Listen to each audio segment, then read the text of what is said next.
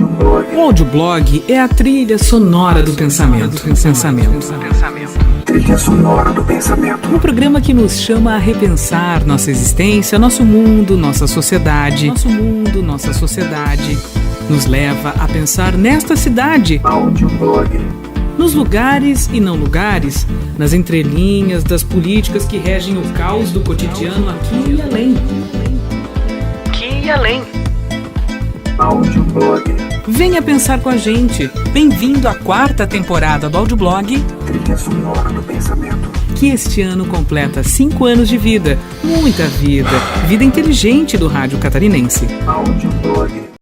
Estamos com o nosso convidado Ronaldo Santiago da Finance, beleza, Ronaldo? Beleza. Pô, fazia tempo, né? Tá com Saudade de né? tu. Eu que tava, pô. Conheci ti primeiro, não Tenho vem? saudade de ti. Muito bom tá aqui. É porque é Prazer muito bom estar imenso contigo. sempre. Programaço, né? Muito bom, muito bom. Audioblogueiro de carteirinha, né? É, ele já é praticamente oficial, já é da casa, já é patrimônio tombado do obrigado. audioblog. Até eu quero dizer que ontem eu, Marina Fediuk e a minha amiga Cris Bosco estivemos, e claro, Angela Liz, Claro. né, infaltável, Infaltável, sempre presente, infaltável. absolutamente presente, né?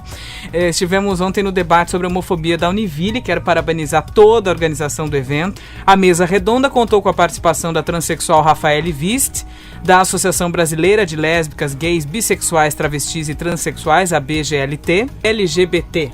Esse aqui é o certo. Teve a presença também da juíza Eudemar de Carvalho, da psicóloga Marilene Wittitz e do ativista político Leandro de Oliveira. E também teve, na verdade, a presença do Guilherme, que é do Projeto Arco-Íris aqui de Joinville, que luta pelos direitos do LGBT aqui em Joinville. Segundo a organização, o tema escolhido, homofobia, é um assunto pouco abordado no âmbito acadêmico e que necessita de um amplo e aberto debate entre todos os atores da sociedade, não ficando restrito apenas aos estudantes e profissionais de determinadas áreas do conhecimento. Nós estivemos lá ontem, o debate foi muito bom. A Rafaele fez uma explanação sobre direitos humanos, sobre como a Constituição brasileira defende o direito de liberdade de cada um e todos os seres humanos nascem livres e devem ter a sua dignidade respeitada. E aí ela foi contando em dados de pesquisas como funciona o preconceito nas escolas, no meio acadêmico, na sociedade, o índice altíssimo de preconceito com relação às pessoas diferentes, ou seja, pessoas homossexuais, enfim. Na verdade, a nossa sociedade tem preconceito com tudo que é diferente. O cadeirante é olhado diferente. A pessoa que anda de muleta é olhada diferente. Síndrome de Down. O careca é olhado diferente. Então, se Deus criou a diversidade, quem sou eu pra julgar a diversidade? Mas... E na natureza, esses dias eu tava vendo um biólogo falando no YouTube, na natureza, a bissexualidade e a hermafroditismo, o hermafrodismo tá presente em muitas espécies na natureza. Muitas árvores, inclusive, têm os 2 gametas. Por que essa dificuldade de aceitar o diferente ou de respeitar o diferente? Na verdade, primeiro tem a ver com uma coisa de aprendizado da identificação. Se você olhar a criança, quando ela está se desenvolvendo, ela tem uma necessidade de imitação. Né? Ela cria referenciais Ela também. cria referenciais. Então, se ela é constituída como sujeito numa sociedade em que ela é ensinada a admirar apenas aquilo que é igual a ela, ela vai ser uma pessoa extremamente com dificuldade de lidar com a diferença. Agora, se desde lá do que ela está vivendo no mundinho dela, ela aprender a lidar com as diferenças, não como mais ou menos, mas apenas como diferenças. Seja, vem dos pais essa educação. Vem da cultura, vem da questão cultural nossa, sim. A Estela, por exemplo, ela fez uma pergunta para mim assim, do jantar. Mãe, quem mais vai no jantar? Eu falei, mais um casal. Um casal de... Como é que se De meninas? Não, ela falou um casal homo ou homem e mulher?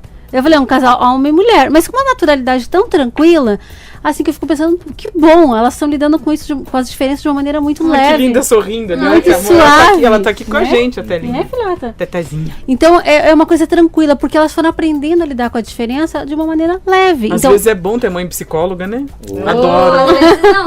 Se é. essa questão a gente pode perceber até pela forma de algumas perguntas ontem, de algumas colocações do debate, o quanto o trabalho vai ser lento Árduo e vai levar tempo. e vai levar tempo, né? Isso Isso é uma coisa que me incomoda. Porque, veja, aí a Rafaele falou, a juíza falou, todo mundo falou, o representante do Arco-Íris falou, todo mundo falou sobre essa questão de respeitar os direitos humanos, que a violência é muito grande, que em alguns países ainda a homossexualidade é tida como crime, né? Até um tempo atrás era crime, depois passou a ser doença, e hoje se sabe que é normal, porém ainda tem que desmontar toda essa mítica que vive ao redor dessa informação, né? A burrice de certas pessoas, eu acho uma burrice tão grande. Ignorância muito grande, uma desinformação mesmo muito que não grande. seja assim, mesmo que não seja teologicamente falando, mesmo que não seja, no mínimo burro é esse preconceito, né? Porque o preconceito é sempre burro. O que deve se primar a um sujeito, ao próximo? Caráter é o nome. Ponto final. Não importa qual tem é a sua caráter? opção. Tem, demorou. Qual a sua opção religiosa? Não importa. A opção religiosa, a condição sexual, porque não é uma opção, né? É uma condição, é uma orientação da pessoa, não é uma opção. Aí a Rafaela, inclusive, eles tinham, em alguns momentos eles usavam alguns tons até engraçados, assim, pra deixar o debate mais leve. A Rafaela disse: olha, meu amor, eu não acordei um belo dia, olhei o sol e disse: o dia está lindo, vou virar transexual. Não é assim que funciona. O meu filho, eu até achei o máximo isso. Meu filho caçula chegou um dia: pai, eu quero ser professor de Libras. Falei: por quê? Porque eu tenho um amigo... linguagem dos sinais pros mudos. Isso, eu tenho um amigo que é surdo e mudo e... eu preciso me comunicar com ele. Não, ele até sabe, mas ele encanou, quer e acha legal, aí ele vai jogar bola com eles e tal. Olha que coisa linda. Eu fiquei tão feliz, porque, pô, é meu filho, olha que legal, meu filho. Aí ele vai jogar bola com os meninos que tem síndrome de Down e aí? Normal. Pra ele, pô, eu fiquei muito feliz, muito feliz. É porque a gente vive uma distorção muito grande do que é normal, né, doutora Marínia? Muito. É o que o Jean-Yves Delupe e o Roberto Crema chamam de normose. As pessoas acham normal fumar, porque já se estabeleceu como normal o tabagismo, por exemplo. Aí quando você vai lá na plantação de fumo, que você vê os caras se acabando com a química, né? Esses lugares geralmente têm alto índice de suicídio, inclusive. De suicídio e de câncer. E de câncer, porque eles lidam com uma química muito grande para mexer com as folhas de fumo, que são os próprios agricultores. E isso é totalmente legalizado, institucionado. A gente compra, paga imposto e acha normal fumar. Normal fumar. A gente acha normal agredir, a gente acha normal. Hoje, em cada 10 crianças, 4 ou 5 são molestadas por pessoas próximas. Isso também é normal. Tudo é normal, né? A violência doméstica, a violência nas famílias, o bullying, todo mundo acha isso normal. Aí quando você olha pro homossexual, ou pro pessoa com síndrome de Down, ou pro cadeirante, tudo isso aí é estranho, é anormal. Pra você ver a distorção que existe. É que as pessoas confundem normal com frequente. A partir do momento que começa a se tornar frequente, as pessoas, não, é assim mesmo, né? E a gente acaba criando um grande equívoco em relação a isso, né? Não é normal o que é frequente. Pois é. Temos a pergunta. Se você ouvinte. quiser conversar com a gente ao vivo sobre o tema ou sobre qualquer tema que você queira conversar, é só ligar 3027-1031 e a gente te coloca aí ao vivo para conversar com a gente. Essa pessoa aqui preferiu deixar o registro aí, a Letícia captou o registro. Eu tentei anotar assim algumas das observações dele, porque a gente ficou um bom tempo conversando no telefone. O nome dele é Oséias, ele mora no Iririú. Ele convive com gays, tem vários amigos, tem colegas de trabalho, inclusive, mas ele diz que não é a favor. Ele diz o seguinte, ele gostaria de saber a opinião do grupo. Ele não é homofóbico ou ele é homofóbico? Não, ele não é homofóbico. Mas ele não é a favor da homossexualidade. Ele não é a favor da homossexualidade. Ele disse como teria sido a própria evolução da humanidade se por acaso não tivesse sido criado um casal hétero, como aconteceu realmente na criação.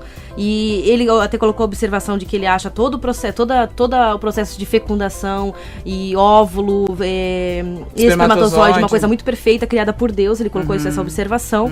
E ele queria saber a nossa opinião em relação a isso, né? Como seria a própria evolução da humanidade se não tivesse acontecido dessa forma. Dá uma atendidinha lá, beleza. Tá, e qual que é a outra? Faço as duas perguntas? Rápido. Tá. Sobre a adoção de crianças, então a pergunta é para a doutora Marínia. Como que a criança se sente com pais diferentes? Né, uma criança que é adotada por 2 homens ou por 2 mulheres, e como fica o direito da criança de escolher. Eu vou responder a parte ali da criação, porque isso me parece uma pessoa religiosa ou que tem uma certa questão aí bíblica envolvida, e como teólogo eu vou responder para ele. Bom, em primeiro lugar, Jesus fala claramente em Mateus 19, como eu já falei, e fala em outros lugares no Evangelho. No princípio, Deus criou o homem e a mulher. Porque os judeus chegam para ele e dizem assim, tá, Moisés disse que nós podemos dar uma carta de divórcio para nossa mulher. Porque a mulher era um objeto, né? A hora que você queria, você pegava, a hora que você não queria, você jogava fora. Jesus diz, não pode dar uma carta assim, não. Você tem que amar a sua mulher e respeitar a sua mulher. Jesus estava ali já destituindo o problema das minorias, mulheres no caso, porque a mulher era tratada como objeto. Ali ele já estava quebrando as pernas dos caras, né? Entre aspas ali. Pela dureza dos vossos corações. Por causa da dureza do vosso coração é que Moisés escreveu essa lei, ou seja, essa lei não foi escrita por Deus. E ele diz, e tem algumas coisas que vocês escreveram segundo a tradição de vocês, porque não era assim como Deus queria no começo, e Deus criou homem e mulher no começo, porém, existem pessoas que nascem eunucas, outras são feitas eunucas pelos homens, outras se fazem eunucas pelo reino. Eunuco é transexual. Eunuco é aquele que tem uma confusão de sexos. É aquele que nasce com os dois sexos de alguma forma. Ou psiquicamente ou fisicamente. Isso é eunuco. Só que na época, Jesus não tinha o termo transexual, nem o termo homossexual para dizer. O termo usado para pessoas assim era eunuco naquela época. Sim. Né? Muito bem. Então ele deixa claro que existem pessoas que nascem assim. O que ele está dizendo nesse aspecto aí? Né? Agora pegando o Gênesis, pegando a fala do próprio Cristo. Em primeiro lugar, a originalidade era essa, homem e mulher. Mas os homens começaram a se relacionar entre si, os homens começaram a se relacionar com animais, como eu já falei aqui.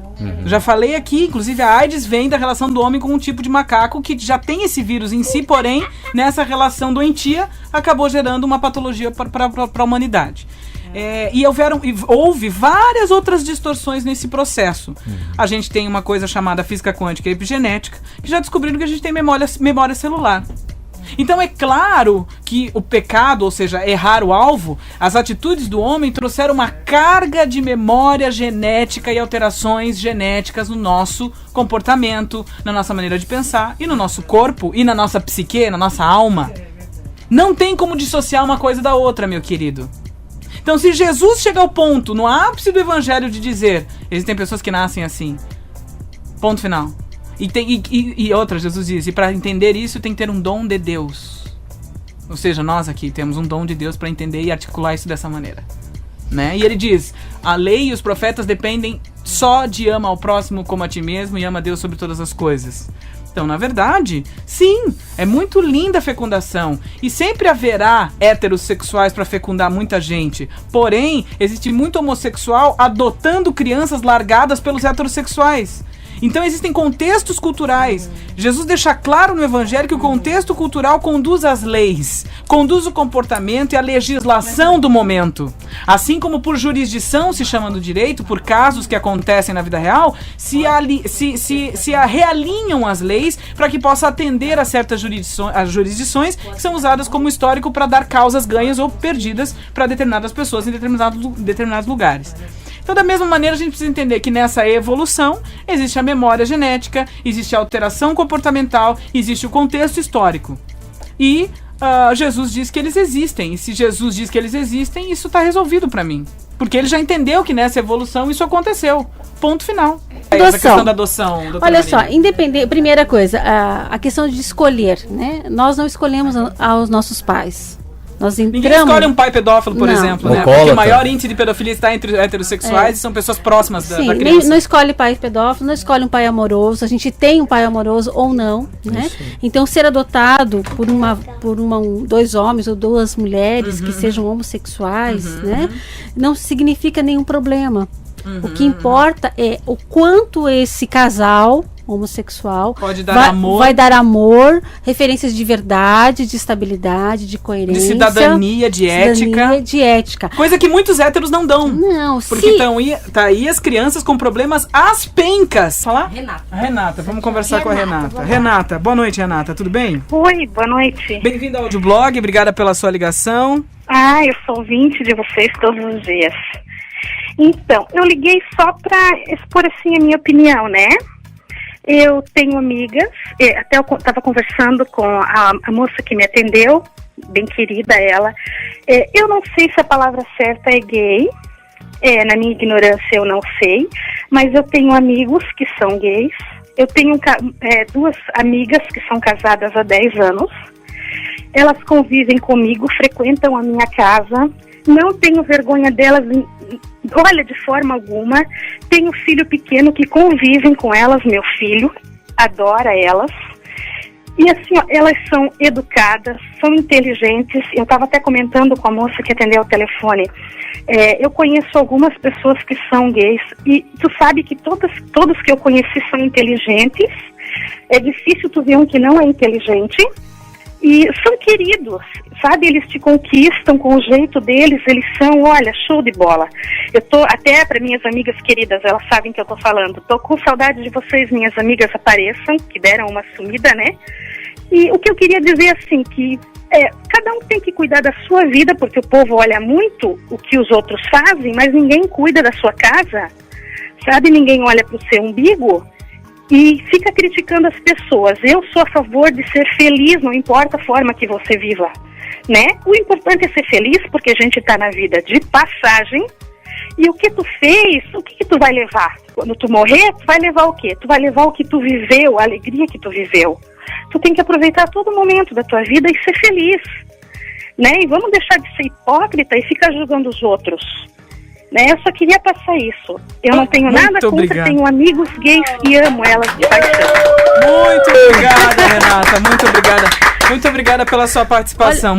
Você tem muita sabedoria. Obrigada. Então, olha só, Ronaldo. Um beijo, tchau, Renata. Não vamos pensar só no que é de ruim na humanidade. Olha, Renata, olha que lindo. Mostrando pra gente que lá fora tem muita gente boa, tem gente muita gente esclarecida. Eu tenho 25 colegas de trabalho aqui na rádio que me aceitam a minha digníssima. Que eu não sei se ela quer falar, mas se ela quiser falar, enfim. São pessoas absolutamente conscientes, que convivem naturalmente com isso. Nós respeitamos as pessoas, somos respeitadas pelas pessoas. Tenho colegas aqui que trabalham comigo que são homossexuais e também têm uma vida normal, são pessoas respeitadas e que respeitam. Essa é a palavra, respeito. E eu acho que dignidade é a palavra-chave, né? Bom, por que eu me assumi? Por que eu decidi fazer isso publicamente? Porque eu tô cansado das pessoas falando por baixo dos panos. Como se eu tivesse medo de ser quem eu sou. Isso não me desafia e isso não me mete medo. Você ouviu Audioblog. Um programa que é a trilha sonora do pensamento. Trilha sonora do pensamento. 1 hora de pura expressão da cultura, do cotidiano, da notícia e do entretenimento de Joinville, do Brasil e do mundo. Audioblog.